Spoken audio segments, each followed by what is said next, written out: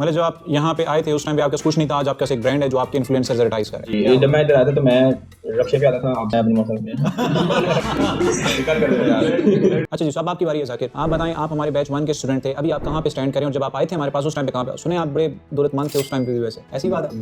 जब मैंने स्टार्ट किया था तो मैं बिल्कुल स्क्रैच से स्टार्ट किया था। स्टार्ट मैंने ड्रॉपशिपिंग से किया था, लेकिन अब मैं इस टाइम अपना ब्रांड बिल्ड कर रहा हूँ। अच्छा, ब्रांड के लिए जो हमें बेसिकली चीज़ होती है हमारी अकाउंट्स, क्योंकि ड्रॉपशिपिंग में हमारे ज़्यादा इंस्टाग्राम या फेसबुक अकाउंट्स नहीं चलते। अकाउंट्स की जो हमें एसईओ चाहिए होती है, तो अगर आपका बजट नहीं है, अगर आप ब्रांड बनाए तो आपका बजट थोड़ा बहुत होना चाहिए, और उस बजट को आप यूटिलाइज कैसे करें कि आप क्लैब्स अपने कर सकते हैं इन्फ्लुएंसर के साथ डायरेक्ट, क्योंकि अगर लोगों को लग्जरी नहीं फील होगा तो लोग कांट बाय। छोटे इन्फ्लुएंसर हायर कर लें, लेकिन अच्छे होते हैं वो भी, आपकी अकाउंट्स की एसईओ हो जाती है। ठीक है, तो आपको मैं क्लैब्स दिखा देता हूँ। जी जी, दिखाएं दिखाएं, हम ये कैमरा में दिखाएं कि किस तरह के कोलैब्स बना रहे हैं। सो एक वीडियो ओपन करके देखें फॉर एग्जांपल। सो आप ये ब्रांड की आपके एडवर्टाइजमेंट कर रहे हैं? जी सर, और इसका बेसिकली फायदा क्या है कि अगर हमारे फॉलोअर्स हैं ना, अकाउंट्स बनाते हैं तो उसमें लोग लाइक देखते हैं, व्यू देखते हैं, कमेंट मोस्टली देखते हैं। तो अगर आप कोई छोटा इन्फ्लुएंसर भी हायर करें ना तो 500 टू 1000 तो फॉलोअर्स होते हैं। अगर आप फ्री करते हैं या पेड करते हैं तो 10K फॉलोअर्स होते हैं। तो उनके जो कमेंट्स होते हैं, कमेंट्स पे लोग ज़्यादा ट्रस्ट करते हैं कि अगर आपकी प्रोडक्ट परचेज करनी है तो वो कमेंट्स के ऊपर रिलाई करते हैं। तो बेसिकली ब्रांड बिल्डिंग आपको करनी चाहिए, क्योंकि आपका एक तो नाम बनता है और ऊपर से आपकी एडवर्टाइजमेंट पोस्ट को छोड़ दें, आपकी ऑर्गेनिक सेल्स भी बहुत ज़्यादा जाती है, इनफ है वो आपके लिए।